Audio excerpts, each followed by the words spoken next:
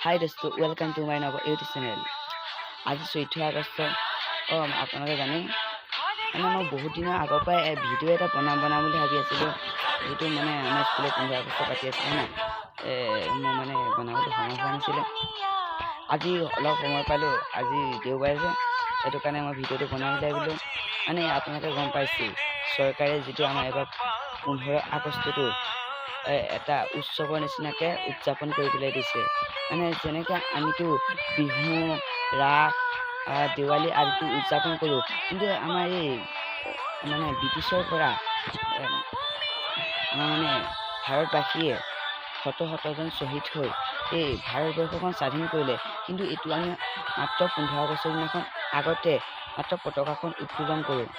কিন্তু আমি এনেকুৱা নিচিনাকৈ মানে ডাঙৰকৈ উদযাপন নকৰোঁ কিন্তু এইবাৰ চৰকাৰে সেইটো সলনি কৰি পেলালে এই 15 আগষ্টটো ডাঙৰকৈ উদযাপন কৰিবলৈ দিছে যাতে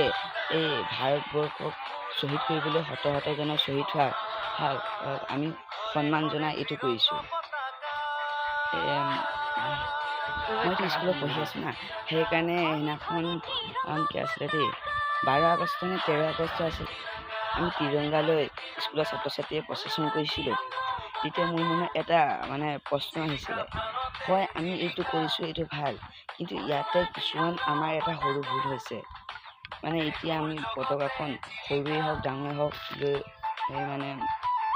লৈছোঁ এইটো ভাল কথা ঘৰে ঘৰে উত্তোলন কৰাটো ভাল কথা হৈছে কিন্তু কিছুমান সৰু ল'ৰা ছোৱালীয়ে বুজি নাপায় পতাকাৰ মূল্য এতিয়া আমি পতাকাখনক শ্ৰদ্ধা আৰু সন্মান কৰিব লাগে কিন্তু মানে মই সেইদিনাখন লক্ষ্য কৰিছিলোঁ যে এটা সৰু ল'ৰা এটাই সৰু পতাকা এখন মানে কাৰোবাৰ হাতৰ পৰা ফালি পৰি গ'ল হ'ব পাৰে সেইখন ওপৰি গছকি গৈছিলে এইটো এটা অসন্মান হৈছে মানে পতাকাখন অসন্মান হৈছে তাৰপিছত মই গৈ পতাকাখন মানে উঠাই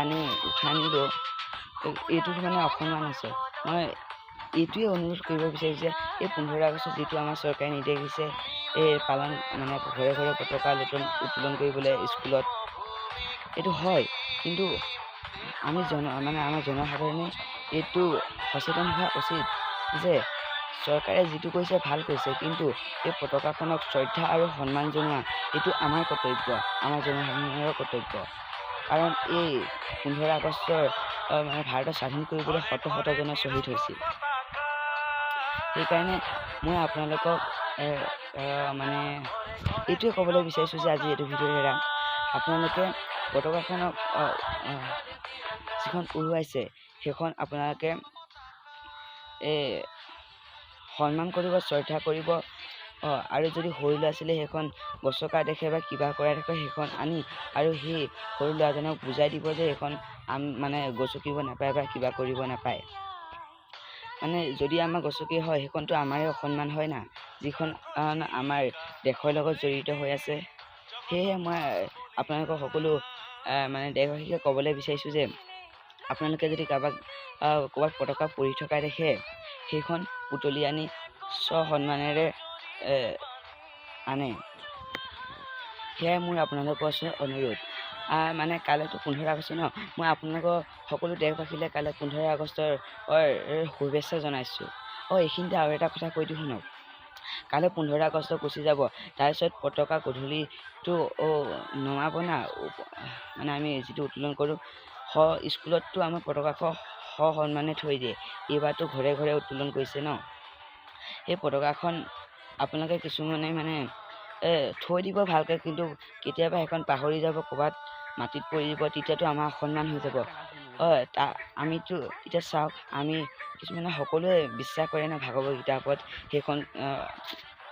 অসন্মান কৰিব নাপায় বেয়া জেগাত থ'ব নাপায় সেইদৰে মই বিচাৰোঁ এই ঘৰে ঘৰে উত্তোলন কৰা পতাকাবোৰ আপোনালোকে ভাগৱত গীতাৰ দৰে এটা ভাল জেগাত থৈ দিয়ক যাতে সেইখন দিৱসলৈ ইউজ কৰিব পৰা যায় এইখন অসন্মান নহয় আজি মই এইটো ভিডিঅ'ত এয়াকে ক'বলৈ বিচাৰিছিলোঁ যদি ভিডিঅ'টো ভাল পালে লাইক কমেণ্ট শ্বেয়াৰ কৰাৰ লগতে চেনেলটো যদি নতুনকৈ আহিছে ছাবস্ক্ৰাইব কৰি দিব জয় হিন্দ।